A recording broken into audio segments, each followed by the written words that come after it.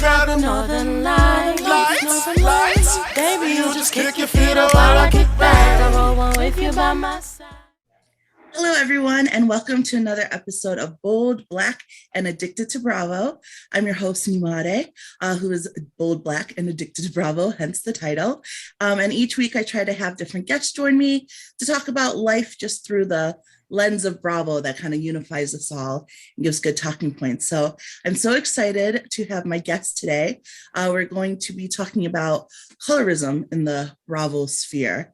And today I have Kalyndee with me and Giselle. I'll let the both of you introduce yourselves. Hi, I am Zelle from the Who Asked Me podcast.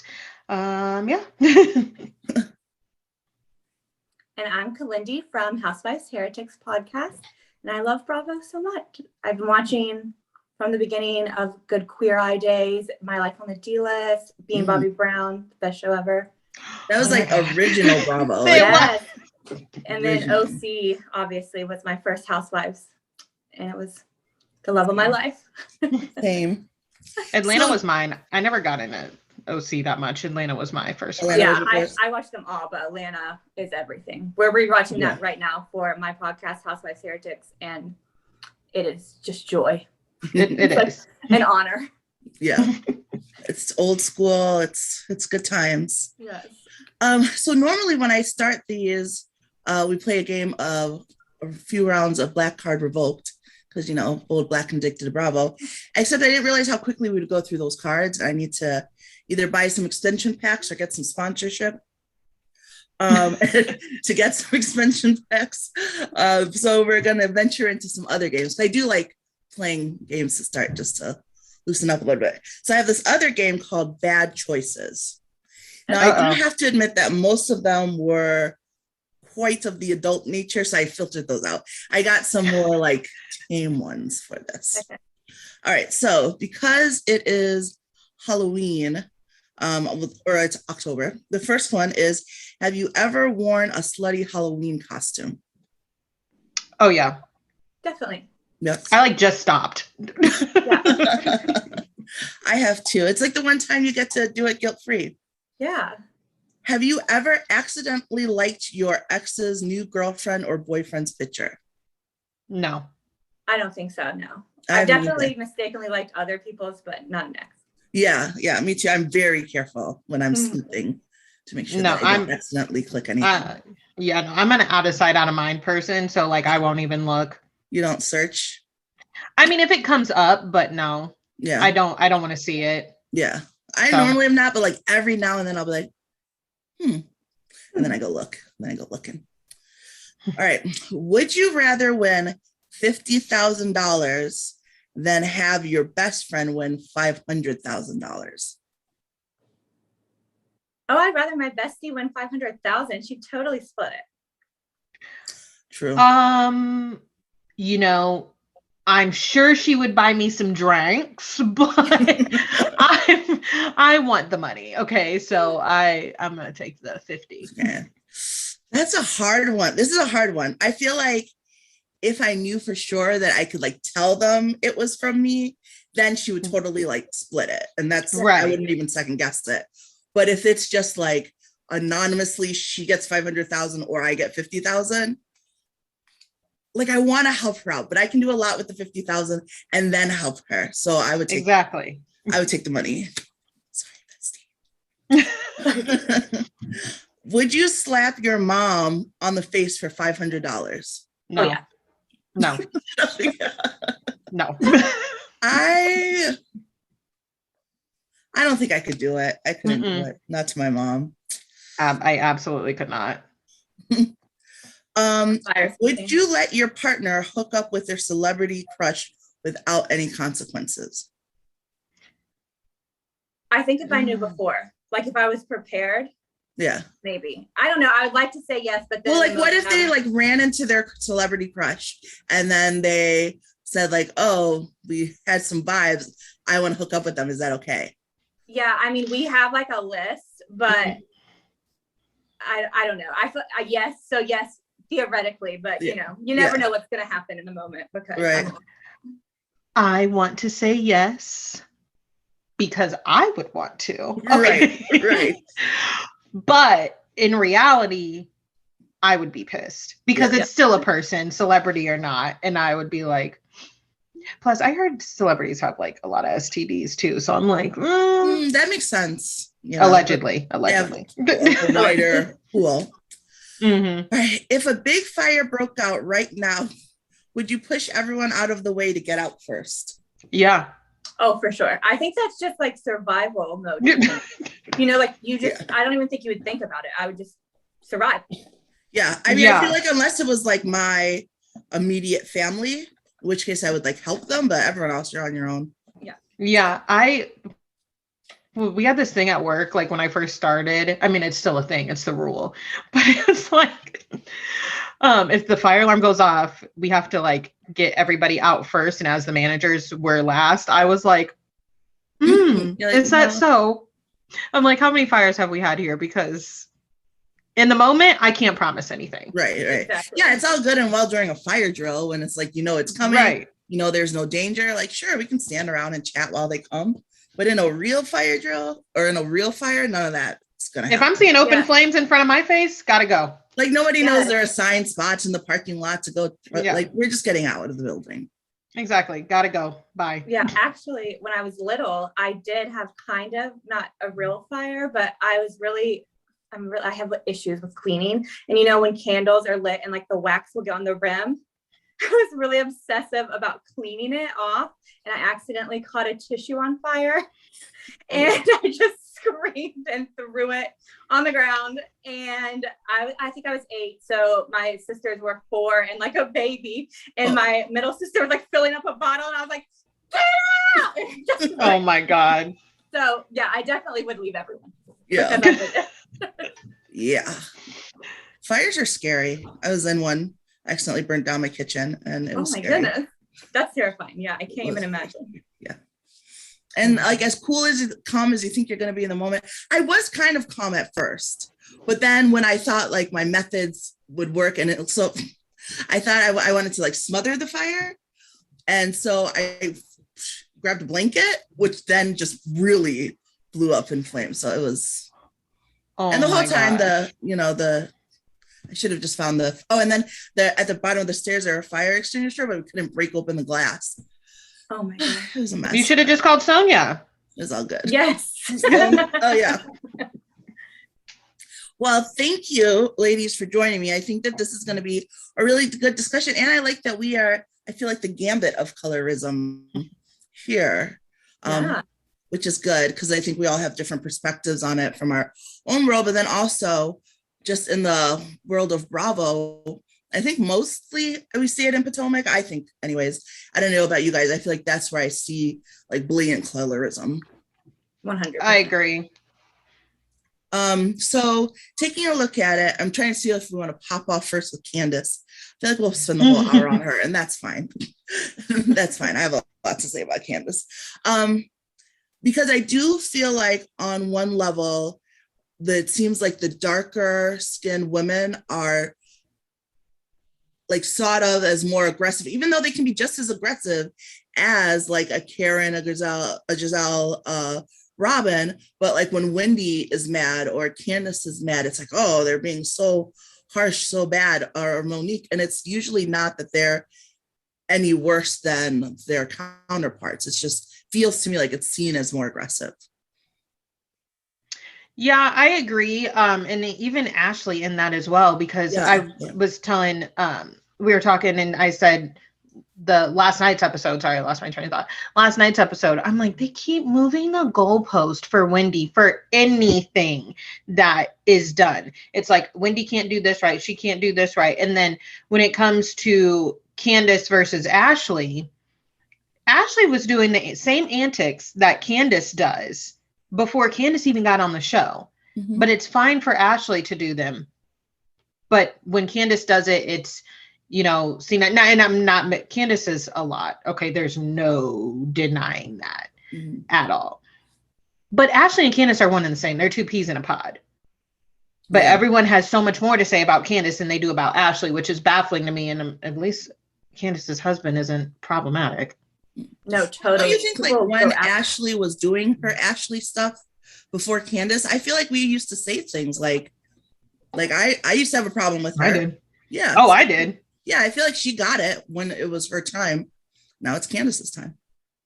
Like sometimes I guess I just look at the like comments and stuff more when it comes to like Ashley versus Candace, and I'm like, is everyone okay? Because they're like, yeah, Ashley, like the last night, their argument, of course, with editing and producers, Ashley was saying things and the producers were throwing in stuff. And then my just like housewife history mind, I was like, that's not true, Ashley. Like, what are you talking about? Okay. And I think Ashley inserts herself in stuff that she doesn't need to. Yeah. Like tenfold. Definitely. Yeah, I think the fans are way harsher on Candace, and I'm definitely not a Candy girl, but I feel like my theme for Potomac in general is how can something that's so wrong feel so right? Because they're all so wrong all the time. Yeah. Every single one of them, but they really just go after Candace. I think also part of the problem is that we weren't as all in social media back in the beginning when Ashley was around, so she didn't get it as much. So also she wasn't interacting. Like Candace makes it worse for herself because she doubles down on social media. Like she makes it worse for herself because it's not just like, oh, she did this thing. Because even when Ashley would do it, I think I vaguely remember her a couple times getting called out to stuff to the point where she responded. But for the most part, there wasn't the back and forth that there is with Candace. So I think that's why we didn't see it. And I think also there are very few of us, unfortunately, that were season 1, season 2. Most people came in later when Ashley was already starting to mend her ways. So like, I remember how messy season 1 Ashley was. Very oh much my messy. gosh. But a lot of people don't know. They don't remember. I used to be like, what is wrong with this girl? Right. Like, stop. I mean, she earned her check. There's no debating that. But she used to drive me. I mean, she still kind of drives me crazy. She still really does. Because this last episode, I was like, you are tapping. I felt like this last episode from yesterday, I felt like how I used to watch her in season 1. Yeah. Because they were talking about Chris and Michael. And I was like, honestly, Chris has responded to Michael. Yes. Michael does nothing but talk out of pocket. That's why he's not here, ultimately. Like every time he's around the group, he gets into an argument. Right. Chris doesn't start it. He'll end it, but Chris doesn't start it. Yeah, he will. He even tells his wife she's wrong. Yeah. Which I can appreciate. Yeah. I definitely can appreciate that because, and you know what, I have to, so I had a conversation with myself. Well, I talk to myself a lot, sage counsel. But I had a conversation with myself because I was really trying to figure out like why Candace bothers me so much. And if it's really because she does take it too far, or is it because my expectations of her are higher? Because it's not even, it would be one thing if I disliked Candace, if I was like, oh, I can't stand her. But the fact is, I really like her when she's good. Like, I think she's funny. I think she's smart. I think she's talented. Like, I really like her and I really enjoy her on the show. But then when she is wrong, she is so wrong and she takes it so far to me. But then I was trying to sit there and really like question myself, like, is it that she's so far wrong compared to everyone else? Or is it that I unfairly have a higher expectation of her?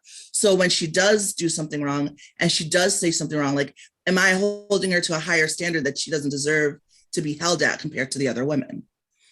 Do you think either of you do that? We were all rooting for you. Yeah. Yeah, I definitely personalize these people like they're my friends. And I try to judge them all equally because I don't really hold them accountable because they don't know me and they don't care about me. Right. So I can't fix them. But I definitely try to be conscious of evenly judging them because I definitely do that. You know, you take up for your friends. Right. Yeah. The people you like and you want them to do good. And so it's hard. It's hard to be friends with all these housewives. I know. Yeah, I think about like how I used to watch Housewives when I was younger. And to be honest, like Nene was the first like housewife that I stand that broke my heart. When she like yelled what she yelled to that heckler at her comedy routine. Like I was like, oh my gosh, like why? Why? So now, like as I've gotten older, it shifts. I I hold them to, well, I'm not going to say I hold Candace to a higher standard than I hold, any of the other ones. When it comes to Candace, I ultimately understand because I think it's a couple things with her. And this is even like pre-Monique. I think it's the fact that she's a tiny little girl. And people often, because my mom's really short, and she always tells me, like, people think that they can say whatever to short people, and like we're just gonna take it. Like I get it. And one of my best friends is like that too. But then I think that Candace's mom has, in a sense, shut her up so many times, so she gets triggered by that a lot. And when I'm watching her, I'm just like, Candace, you're making a point, okay? Yeah. You are making points, but the insults in between, okay? And that's something I had to work on personally for myself. I was like, I can get, if you want to go there, I will go there with you. Yeah. But I like being right more than anything. Me too. So that's something that had to like shift for me, because it's like, oh, I got comebacks all day long. Yeah. But I want my point across. So when it comes to Candace, I'm just like, I don't know, because I've shifted from last year. I was like so anti-Candace. I don't think she deserved to get beat up, but I was just like, girl, you are not innocent. This year, I'm seeing things differently this year. Yeah. Yeah. I feel like I'm the same way too. Not so much that I need to be right. I have this thing. I hate apologizing. Like I will do it. If I need to apologize, I will absolutely apologize. But like, I hate it so much. So I always say, like, I stay on the high horse or, on the high road, not because I want to be, it's because I'll be damned if I have to come down and apologize to you when you did something wrong first. And now I have to apologize because of my reaction. I can't handle it. So that is why I shut up when I'm angry until I'm calm and we can have a rational conversation. It's really just because I don't want to have to say sorry, because I'm the same way. If I let my mouth fly when I'm angry, like, because I know what I think in my head, like we'd have problems. I'd be apologizing all the time. And you don't want to. And you see it with Candace, like she doesn't want to apologize for what she said. But when you say it, now you have to. And that's the exact situation I don't want to find myself in.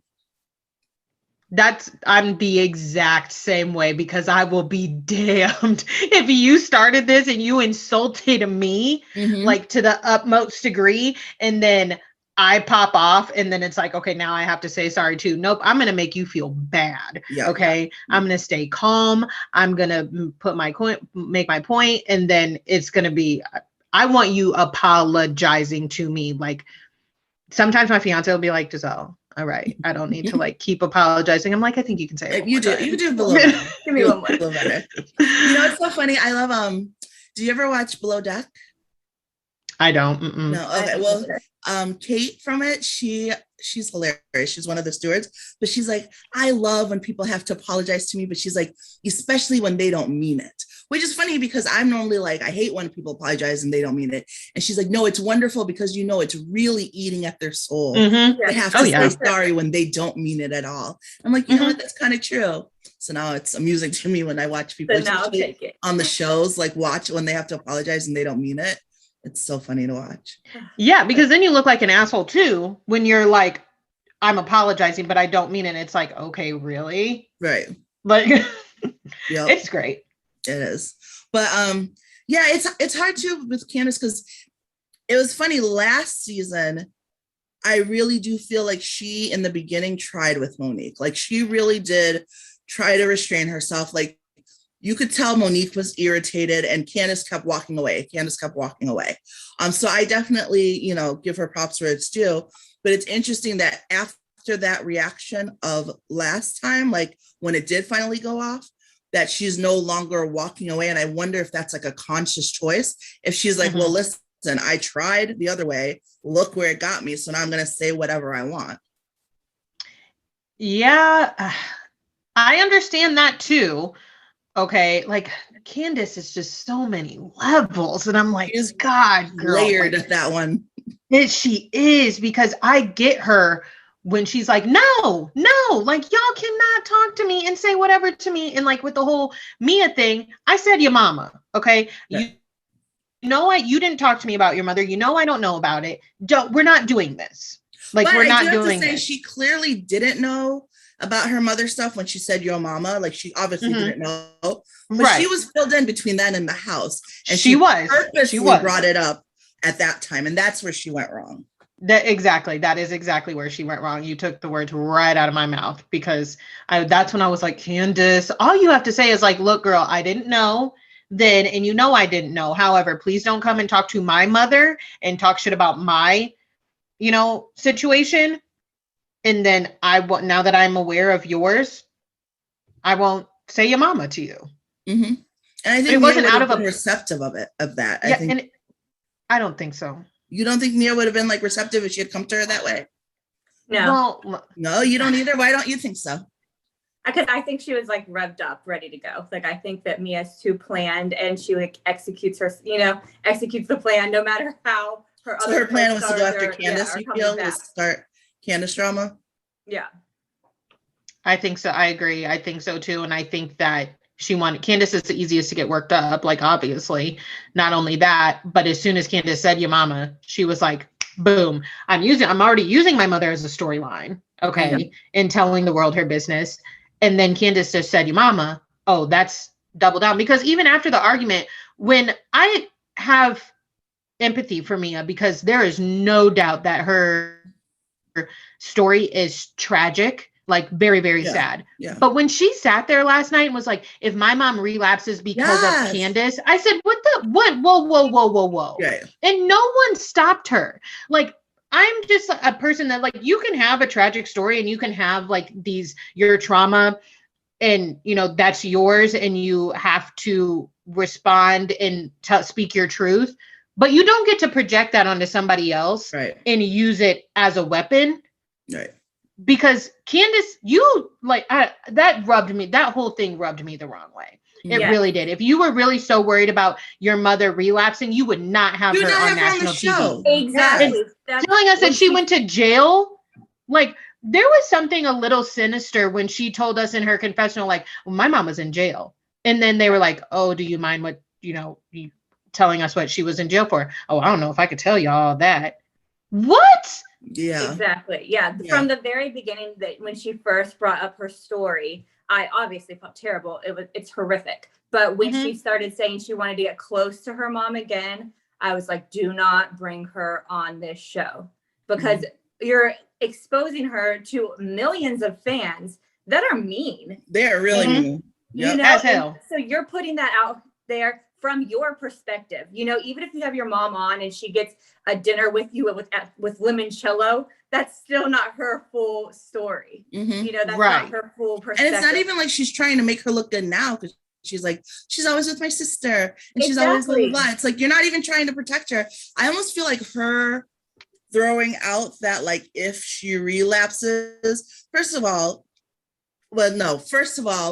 people are triggered for different reasons. So I'm not going to say it's impossible that Candace saying your mama's going to trigger her. It is possible, but I feel like that triggering her compared to her daughter putting her on national television, saying that she's been a bad mother and that she's been to jail and she's been all those things, like, which do I think is more likely to cause a relapse? I'm not going to go with Candace in that situation. Probably going to go with Leah putting her on TV in that situation.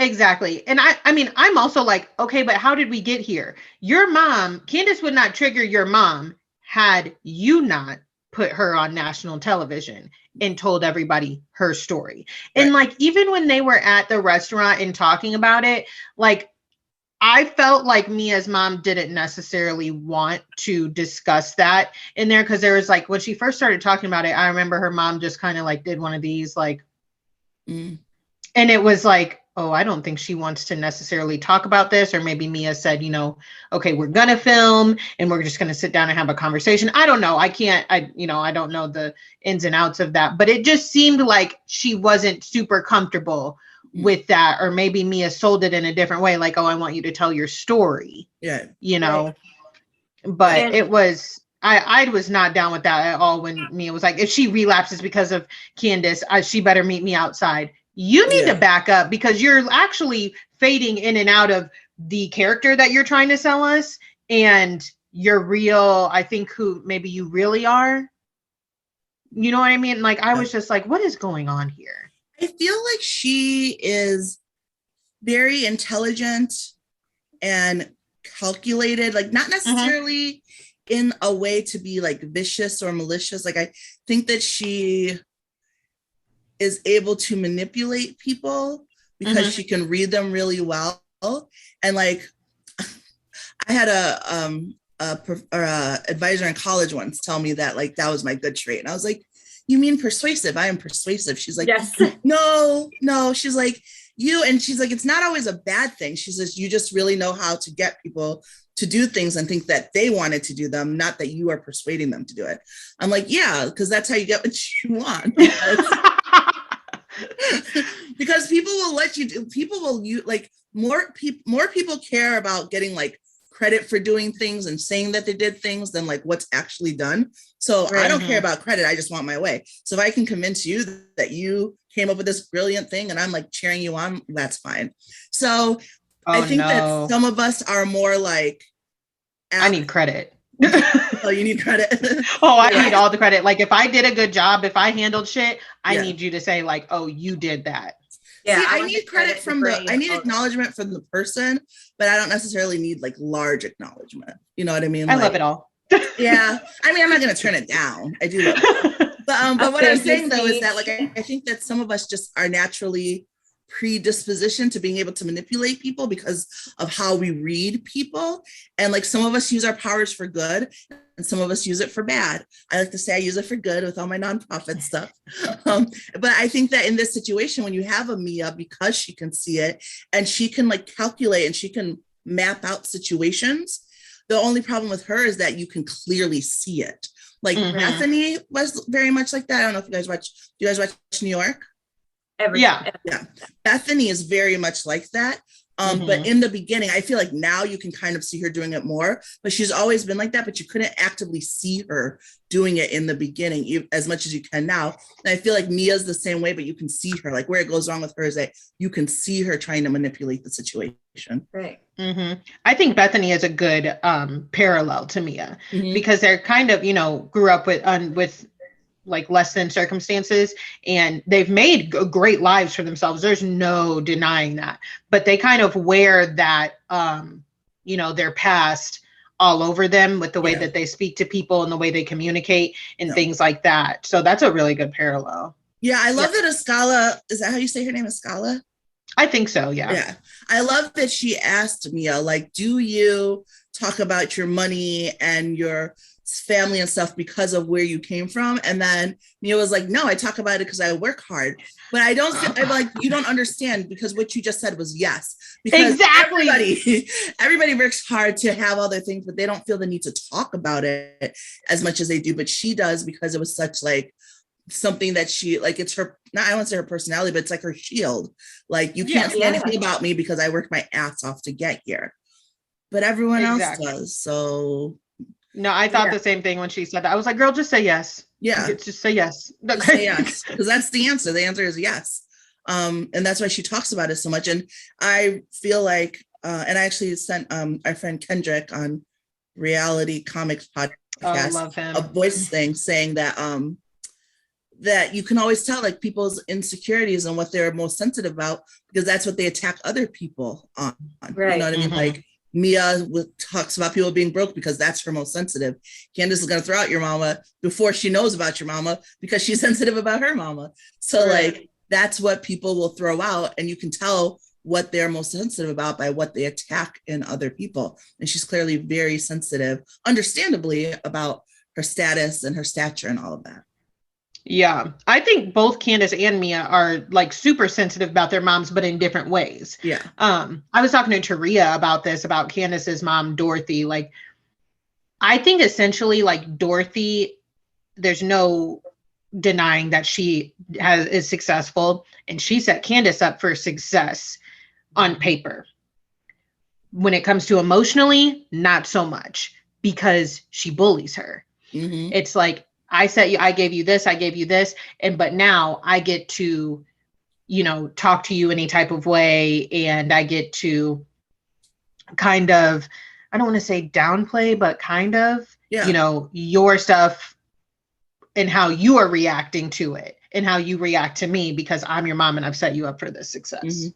Yeah, like she definitely takes ownership of Candace's success. And I think that's why Candace also works so hard to be successful in other areas, because I think her mom, even though that's what you're supposed to do as a parent, set your child up for success, I feel like her mom never lets her forget it, that it's her, that it's, I did this for you, you're here because of me, blah, blah, blah. So I feel like it makes Candace feel even more pressure to perform or to do things on her own, to be like, I got this on my own, not from my mom.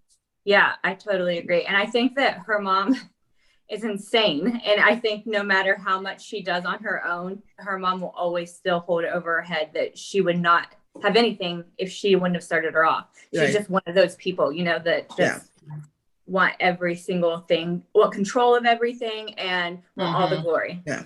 Which is interesting because she's like a therapist, isn't she? Yeah. Yes. That's scary.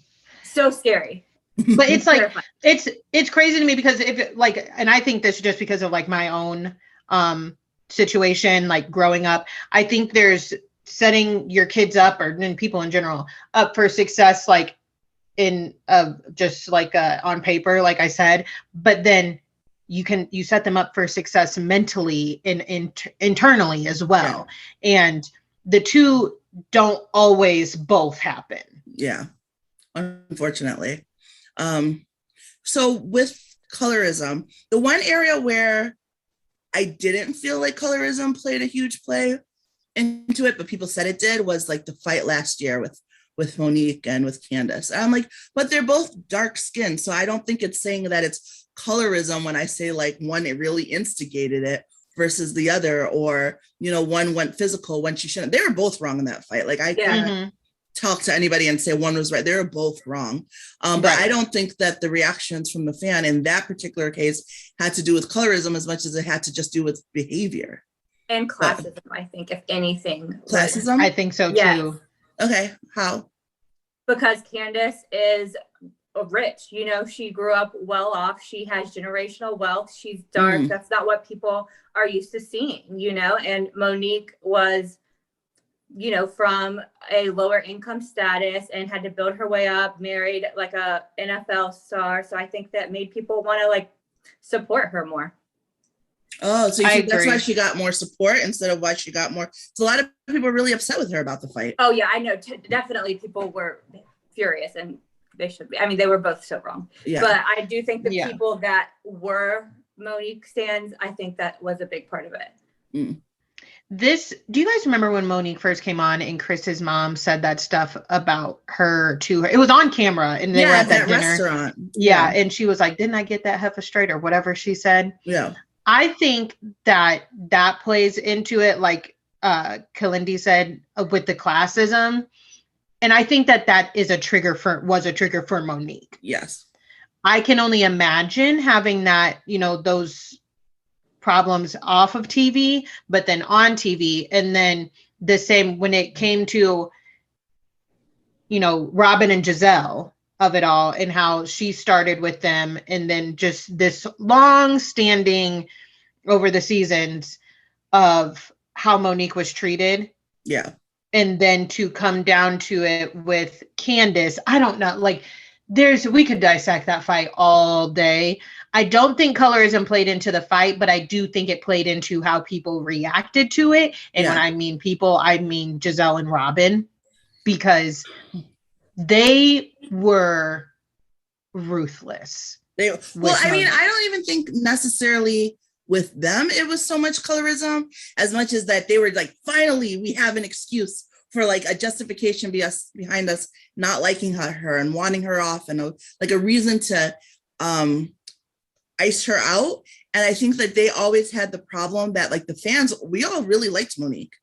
And I think that even though they disliked her, there weren't enough people who had their back in the them versus Monique thing. But I think they saw the fight as like, oh, everyone's going to be on our side with this because she put hands on her. So we're going to take a harsh line and take over and take those people. That's just how I viewed their reaction to it. I don't know. Even when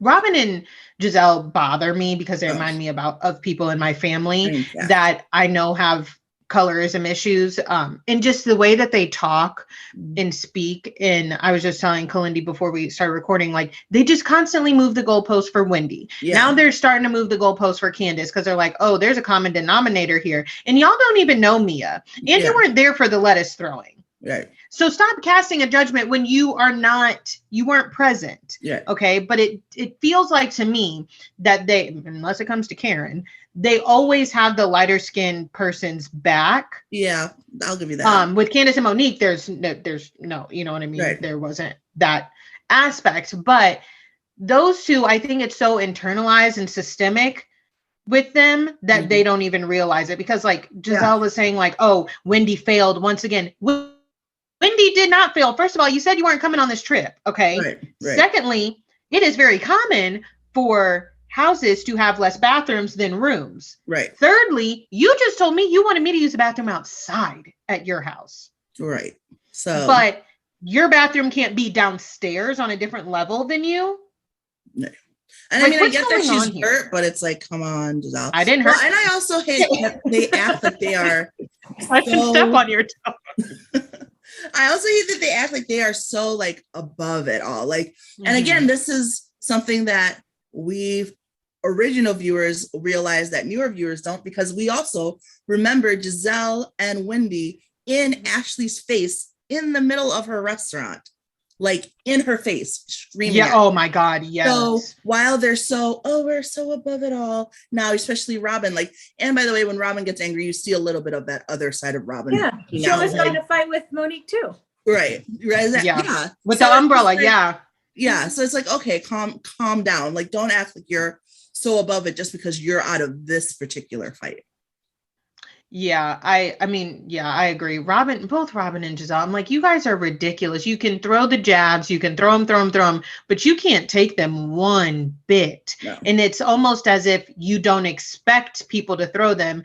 And then also you just lie because when Robin was on Watch What Happens Live and they brought up, like, you yelled at Ashley for talking about Juan cheating on you and talking about those rumors. She's like, they showed the clip. She was like, that was season 2 and I didn't know what type of show I was going to be on. No, what does that mean? I was like, no, you were on Real Housewives of Potomac. You're still on Real Housewives of Potomac. And that is like the 8th franchise. You knew what type of show. What are you talking about? Right.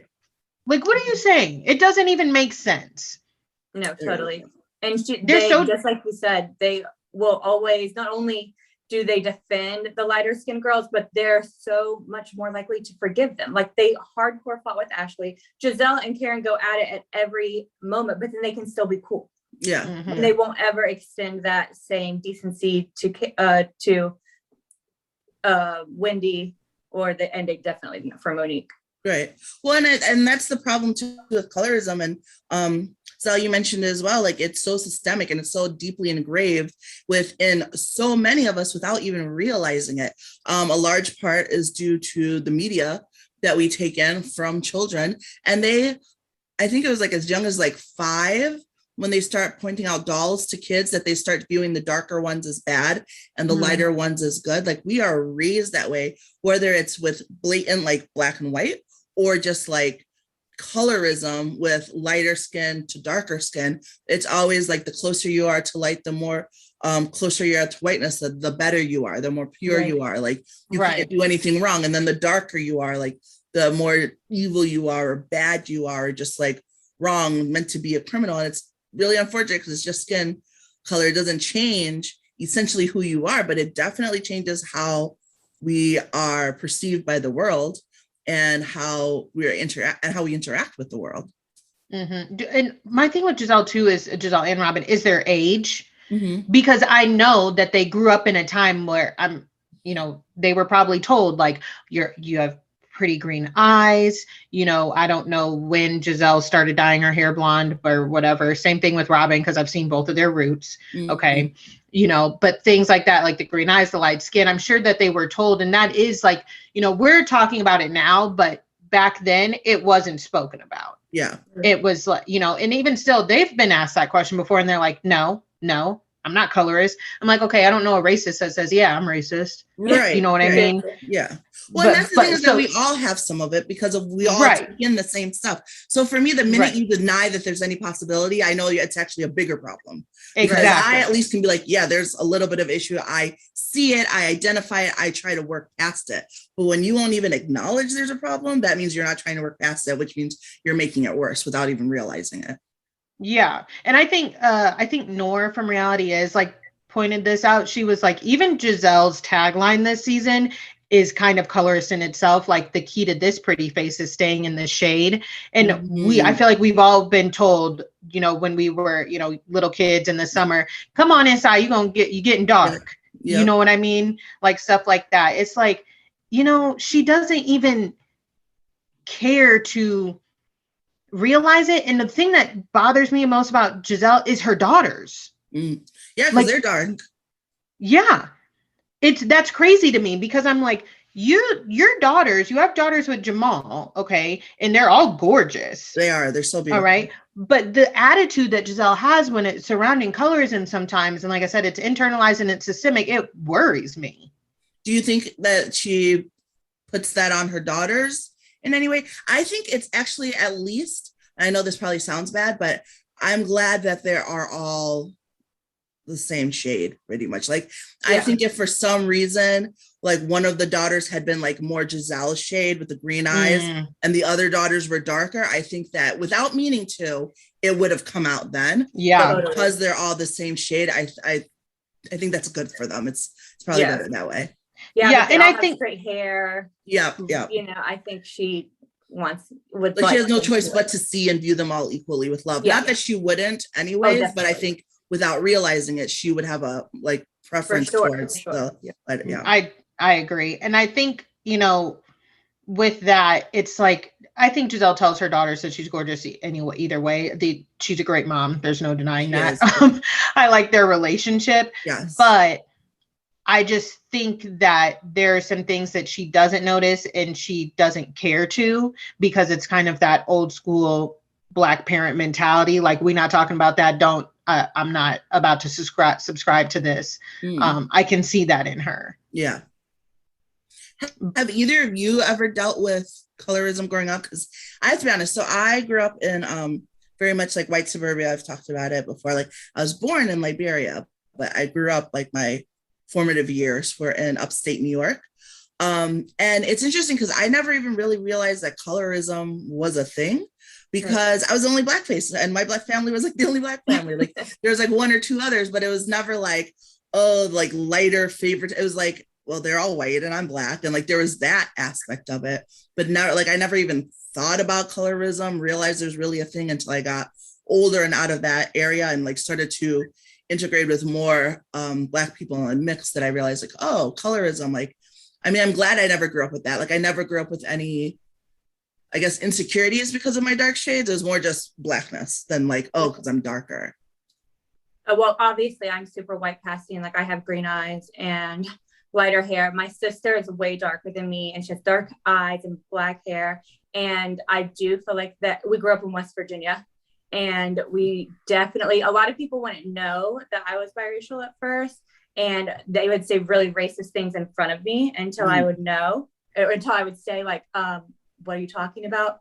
And I remember one time in middle school, someone was going to spend the night with me, and then their parents found out that I was biracial and they weren't allowed anymore. Oh my God. But so I would get stuff like that, but my sister definitely would get more like actual in your face racism. Like, she had to switch math classes because her teacher was so racist to her. And like, there was a boy that wasn't allowed to go to school with her or to homecoming with her. So there was definitely a lot of colorism because she got it tenfold. Way worse. Yeah. I didn't experience colorism quite like my brother did. I have an older brother and he is lighter complected than me. What's crazy for me is like my family on both sides, there's, you know, Black people have come in all different tones and, you know, just like white people do. So that's what is crazy to me. And I've always seen that. So he takes after like my Nana, my mom's mom, and then I have an aunt on my dad's side. So he's lighter complected, and people always said stuff to him because we're Black. Both of our parents are Black, and they were like, "Oh, does he have a different parent? Like, why he's mixed?" Like saying things like that. And it's like, first of all, you don't say that stuff to people, first and foremost, but also it hurt me because that's my brother. You know what I mean? Yeah. And he would be upset, and he would, I remember hearing him say like, "Oh, I don't understand why I don't look like you guys." I'm like, you do look like us. Okay. Yeah. We look alike. All right. Yeah. It's just skin tones vary. And even my mom, my dad, and my brother, honestly, all have different, skin tones. We're a different array. So I remember seeing it growing up with my brother. And then I kind of like, I think back to this now. In high school, I had a situation where I was like kind of bullied by this girl, and she was mixed. And I will never forget, like, we're talking about the situation. We're high school girls, you know what I mean? Like, blah, blah. When they sat us down in the principal's office, they were like, all right, making us talk about it. And I was talking about the actual subject at hand. And then she just started crying and was like, I'm really confused. Like, I don't know. Like, she used the fact that she's mixed and she didn't feel like she belonged anywhere, and that we had a friendship and then we weren't friends anymore, like against me, as if I was. And I was like, girl, no, you spread a rumor about me. Yeah. Like, so that's how I experienced it. 'Cause then I became the bad guy, and I was like, this is crazy. Yeah. I think that they always want to make us the bad side. It's easier for them to view us as that. And actually, it's part of the reason why with the whole Candace thing, I questioned myself on whether or not I was unfairly holding her to a different standard. Because like, I remember growing up, like I would be punished in ways where I felt like at school or for whatever. And I felt like it was harsher than my counterparts. And I would always tell myself, well, like, oh, it's just because they expect more of me, because I'm normally so good that when I do something wrong, they're so upset. That's why my punishment is harsher. Even though I've now learned about colorism and the way that they punish dark-skinned kids in school versus lighter-skinned kids. And not that I think anyone even back then would acknowledge that that's what was going on. But I do think, because I used to think that it was because I was unfairly held to a different standard, that it makes me question, like when I watch things as well, like, am I unfairly holding someone to a different standard? Like if someone else who was, let's say, lighter or a different person said the same things that Candace says, like, would we be as upset? Because they all say messy things. Like, I mean, Karen was talking about someone's hot box and Sing Sing and all that. And we just were like, that's so funny. Right. And especially on the other shows, like not even Potomac, the stuff that those women say, like even in Beverly Hills, Kyle, like put her hands on Brandy, they're throwing wine glasses, Lisa Rinna, they do crazy stuff too. And no one is like, they're dangerous. They're so well, you'll never get me to admit that there's not a less classy class than the New York City housewives. They use the bathroom and they're like, no, in the middle of fields. Like, I don't care what anyone says. You will never tell me that the least classy group of housewives is not New York. What is white trash? Google it. My God. I will never forget that, because I was like, first off, I was like, are you guys serious right now? Or is this a joke? Right. But my thing about Potomac that I'm confused about, we've watched Teresa flip a table, okay? Right. Yep. In New Jersey, I mean, God, those fights are physical fights. You know what I mean? You watched one guy charge another one at a christening for a child.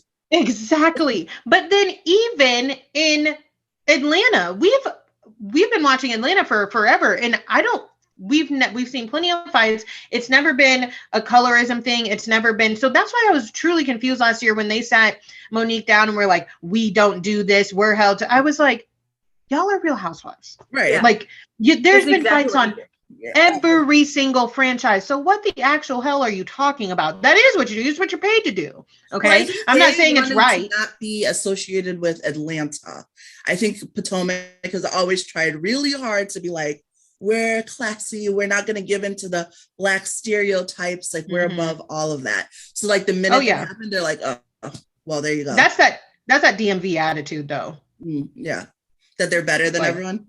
Yeah. Because I mean, I used to live out there, and that is that they do have that DMV attitude. And it's just like, all right, but y'all look at you now.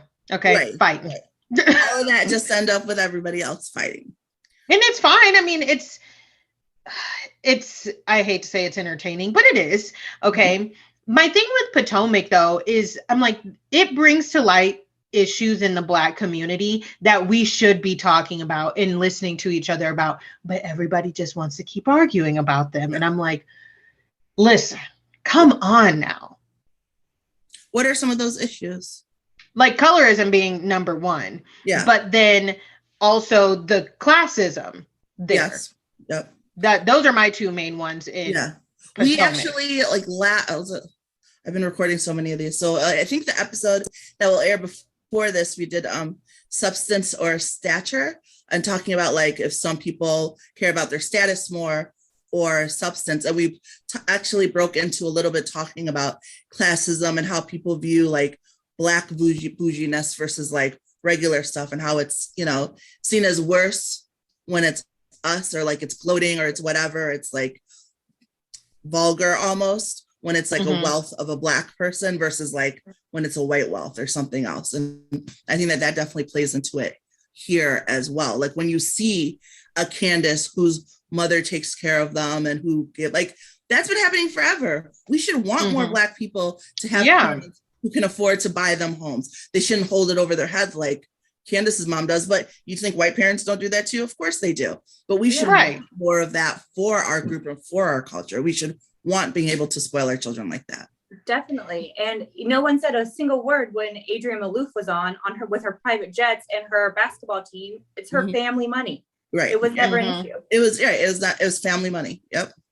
Yeah, I mean, same thing with like Kyle and how she treats her girls and those kids and stuff. You know what I mean? It's just a little crazy to me because I think to like those arguments of like, is it Dr. Dre or was it another hip hop mogul? One of them. Yeah. Is it Dr. Dre? Yeah. Yeah. Where she's like, I'm living in a car and, you know, and like half the people are like, you're an adult. Like, how did you get here? Blah, blah. And then other half is like, you shouldn't. And my mom explains it like this to me because my mom has set us up for success. She taught us about, you know, credit and getting your business together really early. And she helped us out with that, jump started. Yeah. All right.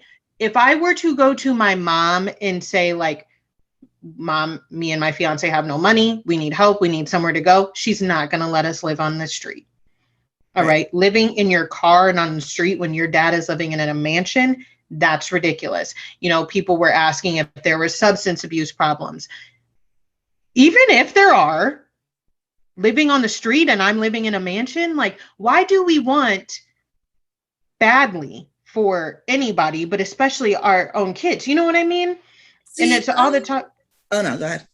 Well, I'm just saying, like, all I see is like talk of generational wealth and breaking generational curses. But when it's actually time to do the action and like live in it, it's like, oh no, I'm not doing that. Yeah. Yeah. I mean, I agree with that because I do think we should set our kids up. And I feel like we within our culture need to realize the white playbook a little bit more. Like we for so long have been listening to what they say instead of watching what they do and how they act and how they move. So what will happen is we hear them say like, work hard on your own, do it yourself, give it all you've got, pull yourself up by the bootstrings, while they're saying that to us. But on that side, they're, hey, this is my friend's son. Can you give him a job? Hey, let's make deals on the golf course before we even get into that boardroom. Hey, let's work this out for ourselves to set ourselves up for success. So then you have over here where people are like, well, I'm not giving this away to my kids. Like they need to work hard like I worked hard. Meanwhile, over here, this parent's helping their kid get ahead. And then the kid is still turning around, even though they know that they got half of their position because their parents helped them.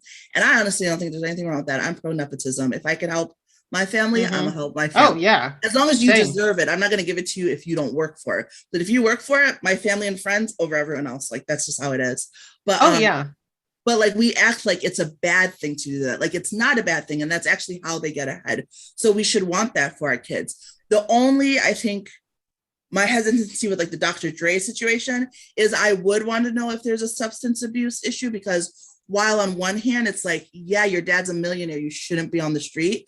At the same time, you can only enable someone so much. And if they always know they have a place to fall, and we don't know their real history, I haven't even talked about it because we don't know. But like, if you've done the rehab and you've done the halfway house and you've done this, and this, you can't keep being their landing place, because they will never fall to pick themselves back up, which is, I think, the harshest part of dealing with someone with any type of addiction issue, is knowing that you can help them and saying like, I'm not going to for you, you know? That's the only we definitely didn't have, we didn't have enough time where like, I would be like, it's bad that your dad's living in a mansion, but I get why he's not helping. Yeah, we definitely didn't have enough information for that. And then like also Dr. Dre's shit is a mess in general, like all over. So I was just like, I'm gonna have to bow out of this one. I can't. I can't say yes or no. But yeah, I do wish that we would work on helping. And I see it even when I watch like I used to watch like Growing Up Hip Hop. I love that show. Seeing like the parents, and you could see like the ones like Master P's who are like, this is what I've done, like come into the family, like we're going to make this a business, we're going to grow. And then the ones who are like, do it yourself. I figured it out myself. You figured it out yourself. You just want to be like, no, that's not how you do it. Yeah. I think that it really is definitely divided like that. But I think that where obviously there's so much oppression in the Black community and just people of color in general, you know, you can't really pull yourself up by bootstraps if you don't have any boots. And so I think that it seems like that, I mean, obviously there's facts that white people are more like have more generational wealth, but there are still so many people that, you know, like for student loans or universal health care, they're like, you need to do that on your own. We don't feel bad for you. I don't care that you need to go to college. You know, there's still so much of that mindset. It's just that the white community holds so much more of a percentage of wealth that they're able to give it more. You know, they're able to set up their families and stuff more. Yeah, and it's frustrating too, because it's like you'll hear people say all the time, like even if we talk about like segregation, like that was so long ago, like work it out now. It's like long ago, that's like a grandparents. Half the people that went through segregation are still alive. So you're still talking about within this lifespan of right now, there are people who could not go to certain colleges. There are people who could not live in certain neighborhoods. When there's money pulled out of the city schools and put into the suburb schools, like that is going to impact each generation. That is going to impact each next layer. So when you're sitting there going like, oh, well, you should work hard. Well, Sarah from the suburbs had a whole different schooling system. And I can even say that because that's one of definitely the privileges I had, was growing up in the suburbs and getting suburb schools and getting that level of education. And before I really educated myself on everything, and I still have a lot to learn, but I would say things like, well, I'm Black and they're Black. They just need to work hard like I did. And then you grow up and then you learn and you're like, oh, they did not have the resources I had. And that's the problem. Yeah. Even like, go ahead, sorry. Oh, well, I was just going to say, like, the thing with segregation, too, is like you said, Nyemade, it's like, it wasn't that long ago. First of all, it's like grandparents, in my case, parents, like my mom was born in the early 60s. So it's one of those things where it's like like people who say that, it's like, you're in denial. But especially depending on where you live, I live here in St. Louis, that St. Louis has a huge segregation, or had a huge segregated history in how the city and county of St. Louis is shaped today is still extremely segregated because of how it was back in the day. Like you're still seeing the effects of it now. Like this, when it comes to like the actual city, there's no public school. Well, there is public schooling in the city, but it's notoriously very bad. So you end up paying, college prices for your kids to go to private school if you live in the city, or sending them to a really bad school but they're not, set up to win. It's just like everything has has an effect still to this day. So none of that is over. I hate when people say that. Like, it's such a pet peeve of mine, because like I was saying earlier, like as long as you're denying it, you're not working on fixing it. Like you need to acknowledge that there is still a problem before we can have any hopes of fixing the problem. Right. I mean, look what happened when Georgia voters came out in historical numbers. They are now trying to overhaul the law. Now they're changing the laws. Like, yes. It's moving the goalpost. Yeah, it's terrible. And now there's not only private schools, there's charter schools that are technically public and technically anyone can go, but can really anyone go? No. Right. Yeah. No. You know, it's awful. Yeah. And so like that, you know, that classism also tends to trickle over into race, into colorism as well, especially since you have a lot of times where if it's not even like a white community, it's just a lighter community being more well off and doing better. It's interesting because I feel like there's also a lot of like light skin jokes, and people like who are lighter skin will say like, we get hate too. And I feel like, I hope this isn't offensive to anyone, but I'm just gonna say it. I feel like it's on like the same level as like when people say like, oh, reverse racism. Like, oh, like we get reverse racism and it's bad for us too.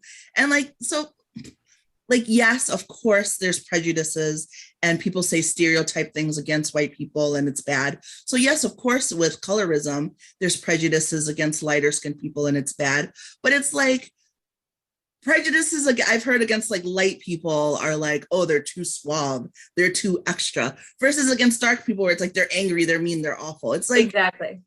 Like I feel for you, and I'm sure there was some frustration there on your end, but I don't think you can really compare the negative effects of colorism for a lighter skinned person versus a darker skinned person. No one has ever followed me in a store while I was shopping. You know, I've never had that kind of experience. I've never gotten pulled over just because I look dark. Right. No, it's not the same at all. Like I'm super privileged because of my skin tone. I'm super outspoken. I'm super mouthy, and no one, you know, I get to be. You don't get called aggressive. Yeah. Exactly. I'm not aggressive. I'm not dangerous. I'm fine. And so it's terrible. Yeah, I think that with that, it's one of those things where it's like, no one's saying that, you know, the mixed experience or somebody with lighter skin tone doesn't go through anything, but it's not, when it comes to colorism, you know what I mean? It's not the same as somebody with a darker skin tone. And that's what I always, when I see those arguments and stuff, I'm like, listen, no one's saying like trying to take away what you have like experienced, because there's some things that, you know, Kalyndee might experience that I won't, but just knowing that there's a disconnect, not a disconnect, but like a difference, you know what I mean?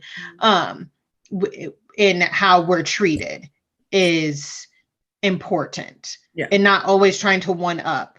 So like, I agree with you, Nyemade. It's like when people say reverse racism and stuff, I'm like, well, no, it's frustrating. It's very all lives matter. Like any other cast where I'm like, where we would be able to talk about colorism, but it's really Potomac, because I don't feel like Atlanta's had that problem. I don't know, unless I'm thinking of anything.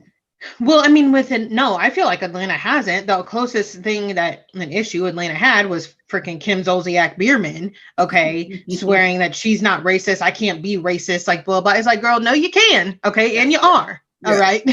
And you are very subtly, like, well, not subtly, but what are they like? It's low key how you it's like microaggression. Yes, thank you. She's very microaggressive. And then what was that last reunion she was on where they were like, oh no, girl, you can never come back here? Where she was like, if it wasn't for social media, none of this like racism stuff would even be a thing. And I was like, are you okay? Right. Like you like when that's the closest they've had, when she was like, I don't want to sit in the park and eat chicken with Nene. I was like, oh my God. Yeah. I'm like, my word. Yeah, I think that's the most. I think that we've seen a little bit of more classism, maybe with, the like the Crystal in Beverly Hills or the Tiffany in Dallas, but I wouldn't say that's a colorism thing. I think it's mostly Potomac is where it's and I think that when you look at the way that the fans judge the different franchises, I think that is always really prevalent, because they let the white cast get away with everything.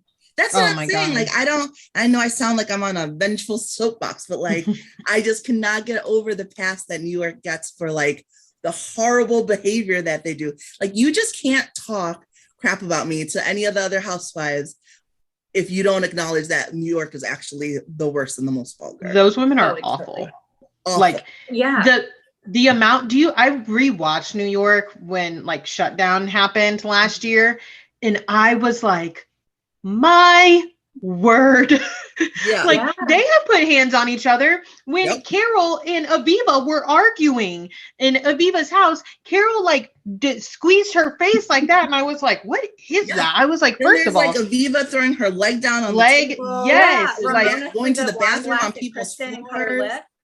Yeah. Oh my God. When Ramona threw that wine glass, she could have like blinded her. Like that was insane. Yep. It's There's pulling like when Ramona, please notice the common denominator in a lot of yes. But Ramona like trashed Dorinda's room, like pulled the stuff off of. I was like, who raped you? Who? Oh my God. It's so it really is so crazy to rewatch. Yeah. Oh my gosh. Rewatched for our podcast the whole first season, and I was telling Josh, my co-host, I was like, I'm sorry, I can't, this isn't even fun.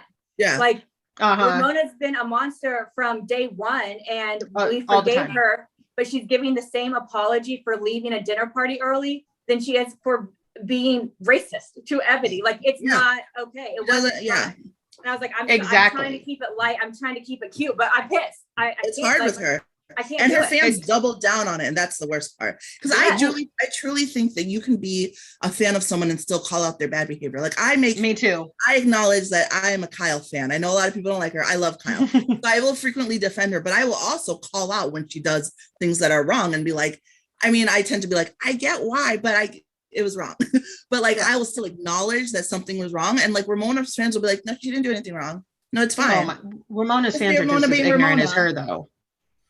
Yeah. Ramona fans are just as ignorant. And like when Avery was on that Watch What Happens Live Kids special, she said, like, Andy asked her, like, do you think your mom was wrong for trashing Dorinda's room? She was like, no, there's a lot of other stuff that went on that behind the scenes. Girl, we saw her trash a room. I don't care what happened. Yeah. That was ridiculous. Yeah. And that's actually why I'm doing a whole episode on accountability, because I cannot stand people who do not have accountability. And Jen Shaw, Ramona, and Candace all drive me insane, because whenever they do something wrong, it's because they did something wrong too. It can never be like, yeah, right, I did something wrong. It's like, but I won't get on that. I'll save that soapbox for that episode. Wait, Nyemade, do you not think that Kyle doesn't hold herself accountable?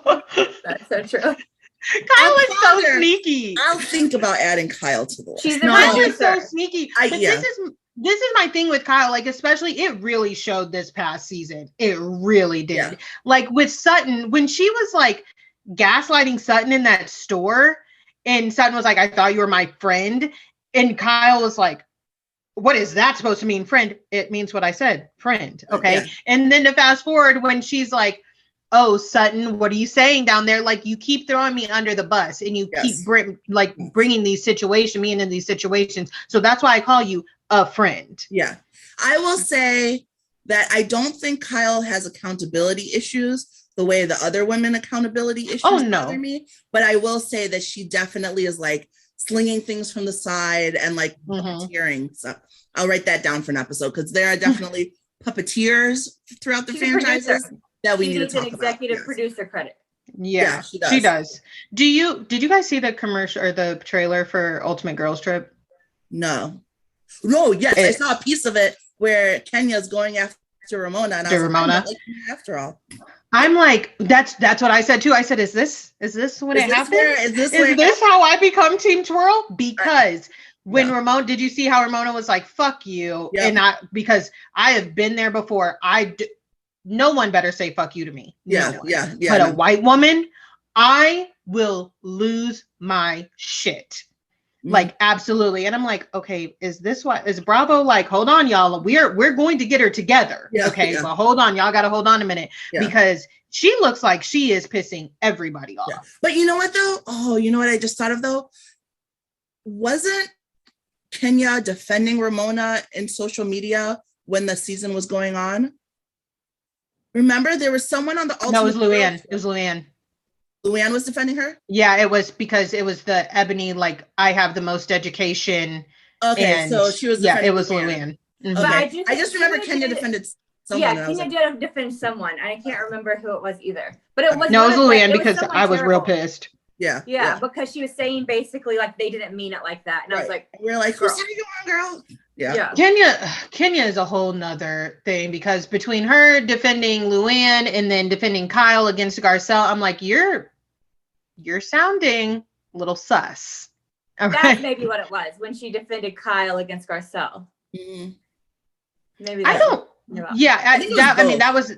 They happened back to back, because she got on the train late, so it was like it happened like unanimously. Like she defended Kyle and then Luann like in back to back tweets. Well, people should just stay off social media. Like, it's okay if that's not your thing. And I understand that mixing with people does give you followers, but it also gives you hate. Like Giselle, you don't see her on social media. She does her job on the show, instigating. She knows what she does.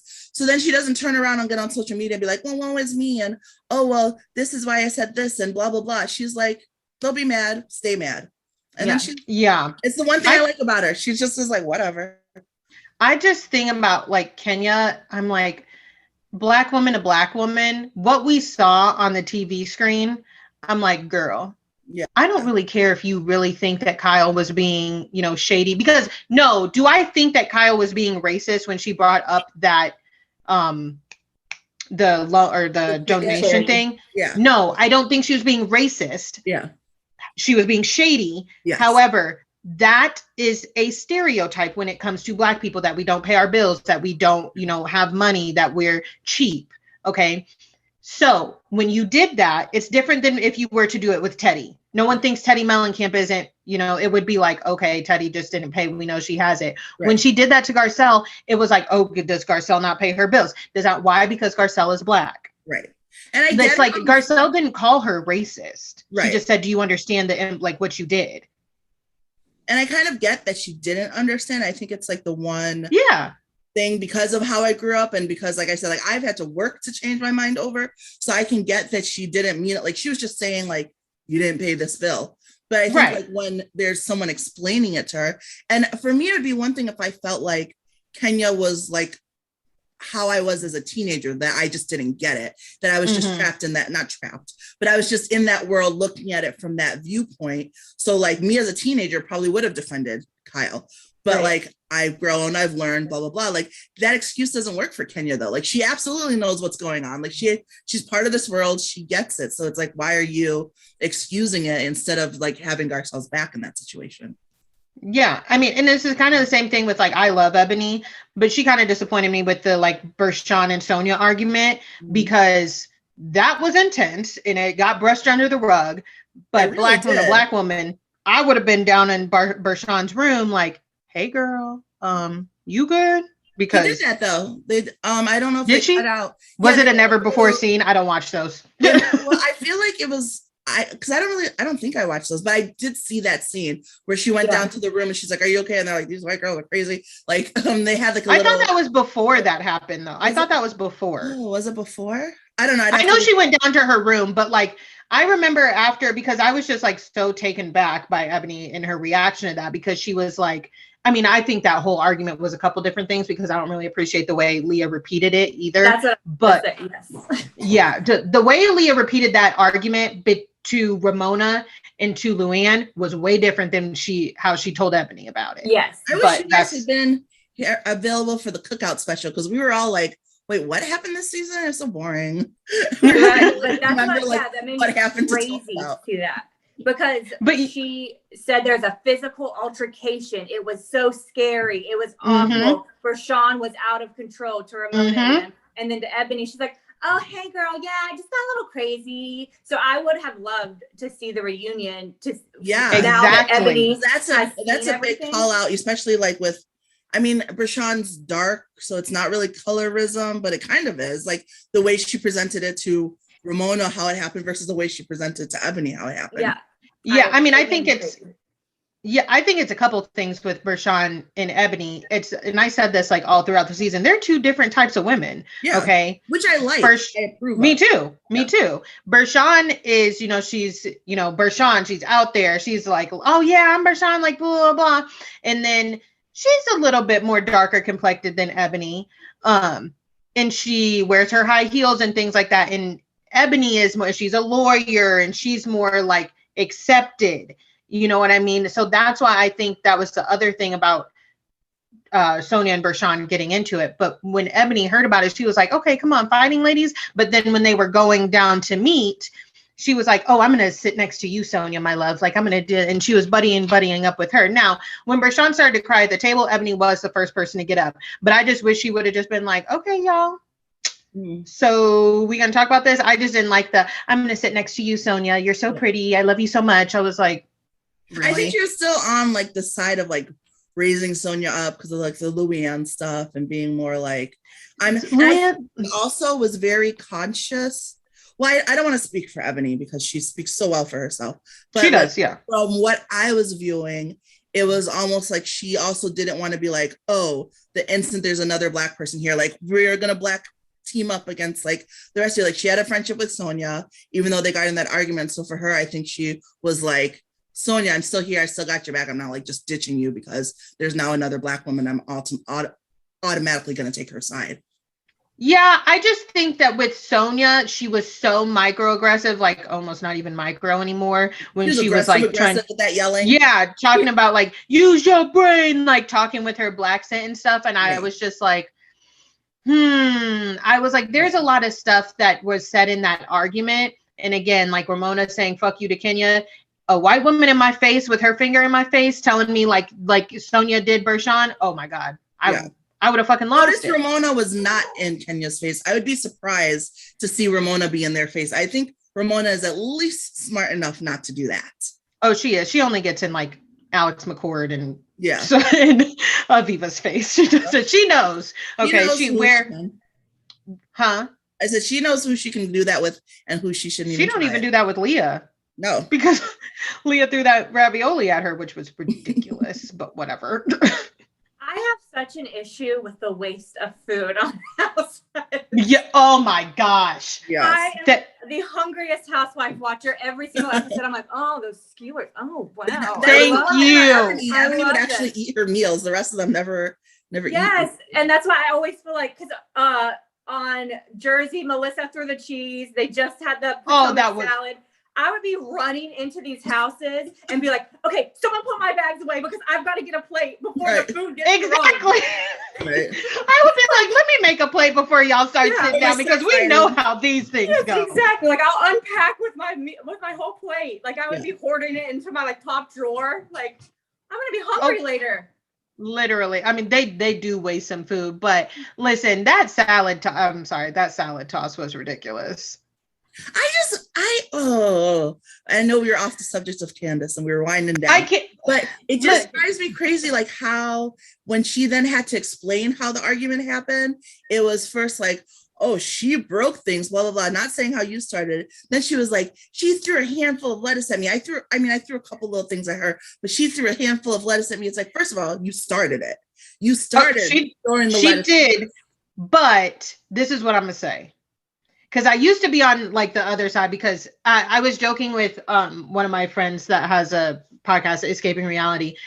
I said, it's funny to me watching this argument because I'm one of two people. I'm either Wendy, where I'm like, no, or I am Mia, palming the salad and throwing it in somebody's face. Yeah. I would never pick up two leaves and just go like this, like Candace said, because if I'm going to do it, I'm going to do it. But that's what Candace does. But that's what she does. Like, okay, I don't know. I'm just not good because we talked about this earlier, Nyemade. I don't want to have to apologize. Right. So yes, Candace picked up the little leaves in between her nails and went like this. So then you're gonna palm it and throw it all in her face. No, I'm gonna look like I went too far. Right. But that's like the genius of Candace and why she's annoying because she is so smart. Because she knows if she throws those two little leaves, it's not gonna seem as bad, and that Mia's gonna like really react. Even like the whole throwing of things, like she talked about how Mia, broke the porcelain thing, but right after that, Candace knocked something herself. The candle, it's like the candles or something. Just as badly, but it's like she knows just how far enough to push someone so that they lose it and she can be the victim. Like she knows just how far. It's annoying. She does. Listen, I looked up her birthday because I was like, what is she? She's a Sagittarius. So that tracks. I mean, some of my besties are. I love the fun of Sagittarius. Me too. Some of my best friends are Sagittarius. Yeah. But I will say this: one of my best friends from high school, we never argue. We got into a drunken argument, and like it was like arguing with Candace because I kept walking away. I was like, "Stop! Yeah. Like no." And I was like, I mean, I was right, but I was like, she wouldn't stop, and I was like, "Get away from me!" First of all, secondly.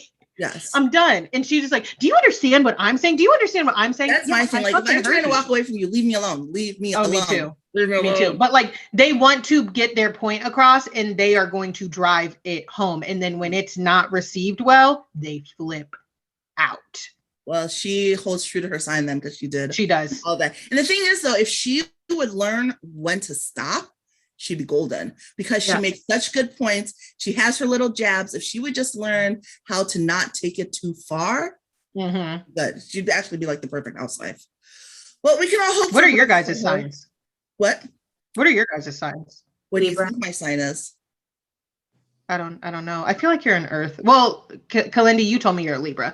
But I feel like you're like a water sign. Are you a water sign, Nyemade? No, I'm actually all air. I'm Libra sun, Gemini moon, Aquarius rising.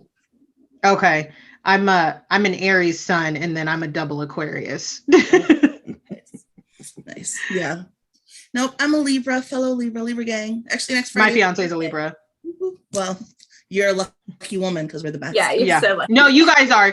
You guys, I love the logic, okay, because that's like, even though I'm an Aries sun, like my Aquarius and the moon and the rising, like I lead with logic first, and I have to like it has to be like, okay, that makes sense, you know what I mean, and the fairness of you guys. So I do love Libras. Yeah. I feel like I lucked out with all my signs. I like them. I feel like they all mesh together to make me a good even keel person. But thank you guys so much for joining me. Obviously, I'm going to keep asking you guys back because I love having everyone on the show. All right, but thank you so much, ladies, for joining me. Thank you, everybody watching at home. New episodes drop on Wednesdays. Bold, Black, and Addicted to Bravo. You can also follow me on Instagram at African Butterfly. I do lives about self-love on Sundays and mental health on Tuesdays and other things in between. Have a great day. Baby, you just kick your feet up while I kick back. I roll one with you by my side.